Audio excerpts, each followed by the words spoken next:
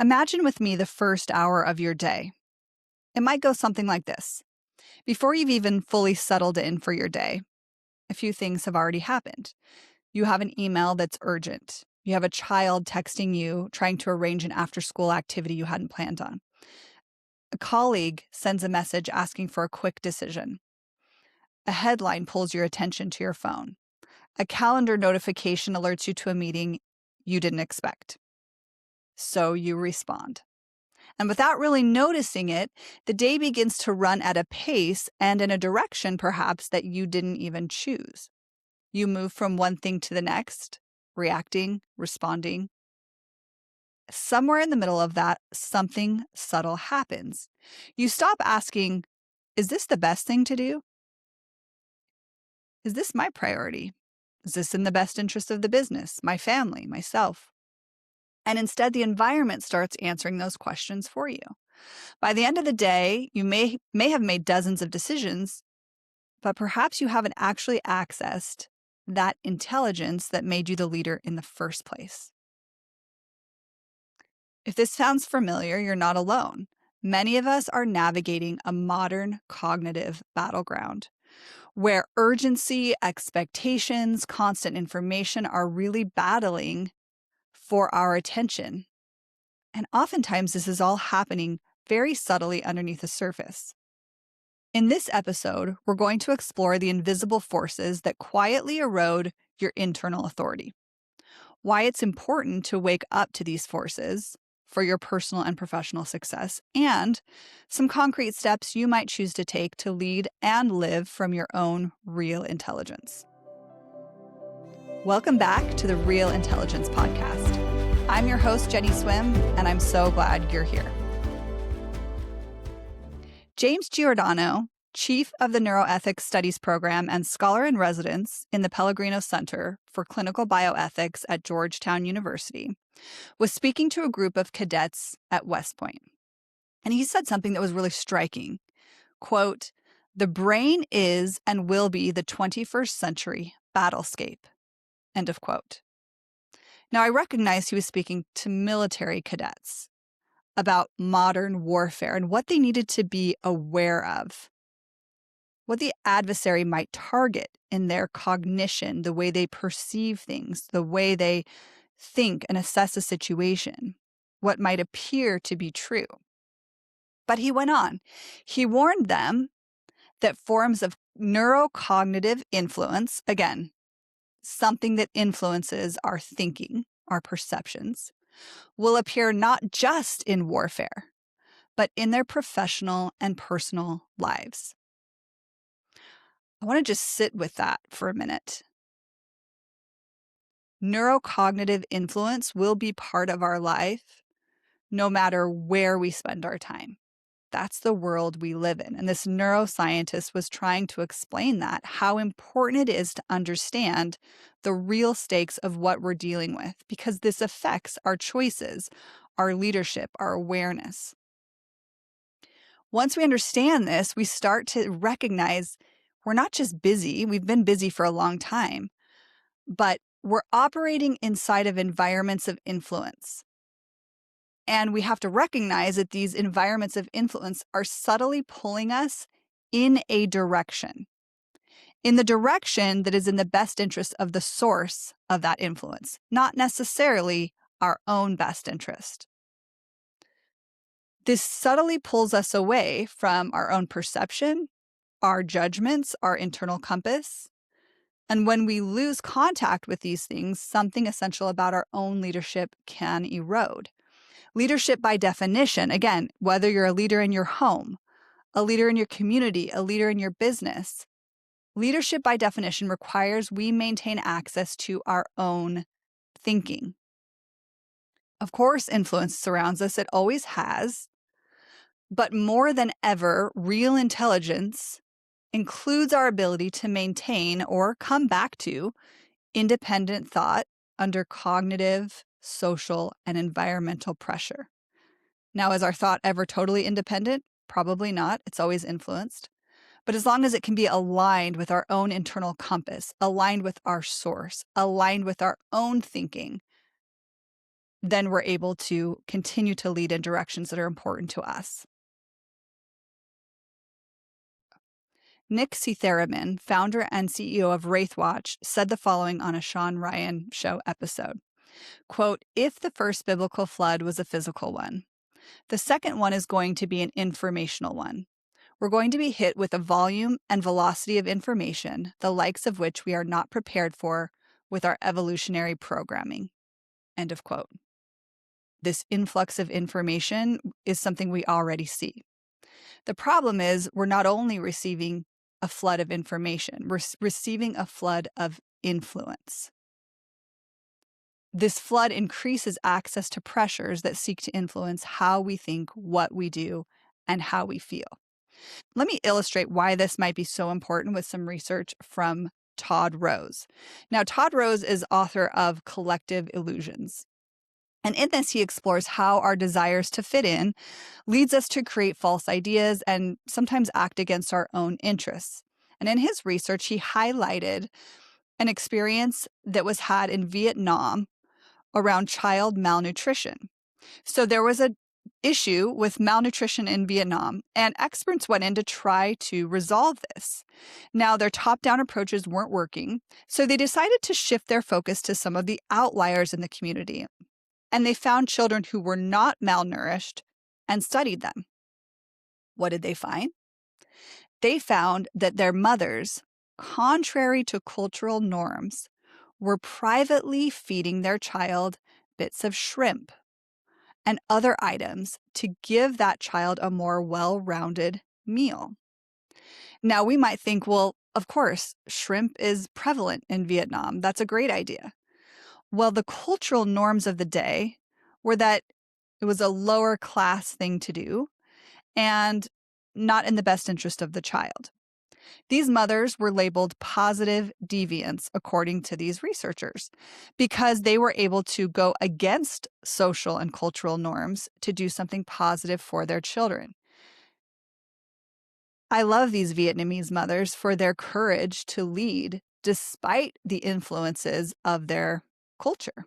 In this story, we notice that cultural norms can definitely be an influence we feel. What are some of the other subtle influences we might experience? Over the past decade, I've heard clients use these terms to describe their lived experience with influence. Cultural pressures, fitting in, the devil's whispers, broadcast messages, energies, opposition, thinking traps, adversarial influence, distractions, confusion, noise. What words might you add to the influences perhaps you feel? Influences come from all around us. Our world is filled with signals. Each signal is trying to get you to think or act in a certain way that is according to the signal source's best interest, not necessarily your best interest, as we mentioned before. So, what are some indicators we might look at to recognize if we might be in an influence trap? I'm sure there's many, and you might have more come to your mind. I'm going to offer 3 today that I've seen to be quite common. The first is urgency. Urgency hijacks our attention. If I have to make a decision really, really quickly and I'm feeling that pressure that things must be done quickly, there's a chance I'm being influenced. Urgency hijacks our attention. It creates a pressure in our system that shifts success. It creates a counterfeit success. Success shifts from doing it well to getting it done. When we're under this urgency pressure, our brain will typically choose speed because that resolves the discomfort in our system. What we lose in this is we lose deeper evaluation, strategic thinking, and consideration of alternatives. So this might look like you approving something in your family, in your business quickly because everyone just wants a decision. How might we combat this subtle influence? We can create space. So space between decisions, between a stimulus and a response. A reflective question you could ask is this thing genuinely critical? The second subtle influence that people commonly feel is conformity. We talked a little bit about this in the example of the Vietnam malnutrition study. Now, sometimes this is external and it includes cultural norms, but it can also include internal pressures that come from our own expectations and the shoulds, if you will, that we've curated in our life. These can be found in social media, with our friends, with work and environmental culture. It's kind of this idea of this is how we do it. This is the right way. And our systems are wired for energy conservation, and conformity fits the bill. We don't have to go against the grain if we just go with the flow. When we're under this expectation or conformity pressure, our brain typically chooses belonging. We're deeply wired to avoid social exclusion, so this is very easy for us to do. What we can lose when we do this is we can lose independent judgment. We can lose dissent. We can lose innovative thinking as a result of that. This could look like a parent signing up their child for another school activity simply because all of their other friends' kids are going. How do we combat this? We can adopt the Greek saying, know thyself. We invest in a relationship with ourselves to understand our values, our motivations, our strengths and weaknesses, and then we can really nurture our inner voice, anchor to our source. And this allows us to have a clear compass when we're feeling that pressure to conform. Sometimes it's fine to go along with things. Other times a leader needs to step out and step forward and go against the grain. A reflective question you can ask is, if I didn't know anyone else's opinion, what would I think or do about this situation? Okay, and the third subtle influence we often run into is stimulation overload. This can best be seen in an idea called casino psychology. Now, a casino's self-interest is to keep you playing as long as possible, right? They're going to make more money when you're sitting at their table. So what happens? They adjust their environment to keep you present, to keep you focused on the moment and engaged in the game. They do this a few ways. They stimulate your senses, right? There's loud sounds, there's buzzers, there's dinging, there's lights, there's really busy carpet patterns. These keep us all in an activated state, in a very present, focused, almost fight or flight type response state. We're not relaxing when we're sitting there. It keeps us very present. We are disoriented to time. There's no windows around, right? So you don't know if it's daytime, if it's nighttime. Oftentimes, casinos feel like a maze. There's no quick exits. Part of that disorients you spatially so that you're not quite sure how to get out. That's one more friction you need to overcome to find the exit. So might as well stay. We experience the same kind of stimulation overload in our modern world. Just picking up our phone and all the distractions, all of the dings, the notifications, everything else that happens there is overloading in and of itself. We have 24-hour news cycles. We have so many forms of communication and access that we can easily overwhelm our systems. Now, when our system is disoriented or overwhelmed, oftentimes our brain will choose the loudest signal, even if it's not a true or helpful signal. What happens is we can follow strong narratives, even if they're not true. We can follow the most confident voices. There's majority opinions. And what we lose is nuanced thinking. We lose discernment, and we lose intellectual independence. So this might look like adopting a popular idea in your business, your family, because it's dominating the discussion, not because it's what's best. How do we combat this? Well, we can reduce that stimulation by retreating to a quiet space, turning off screens, walking in nature, closing the door, whatever we can do to decrease the stimulation that we have on our senses. One reflective question to ask would be, what would help me feel more centered in this moment? We recognize in these subtle influences that we want to stay in a place of choosing versus reacting, a place of alignment versus performing for cultural or societal norms. and in a place of being centered, following our own compass versus being stimulated and run by environmental factors around us.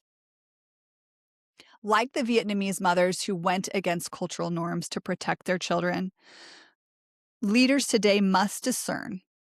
We have to recognize influence for what it is. Recognize when something isn't in the best interest of you, your team, your family, and act with courage, even if it makes you the deviant. That's the essence of leadership and the essence of real intelligence. If this episode shifted something for you or reframed a concept, I'd invite you to pass it along to someone else who might find similar benefit. Thanks for joining me. Until we meet again.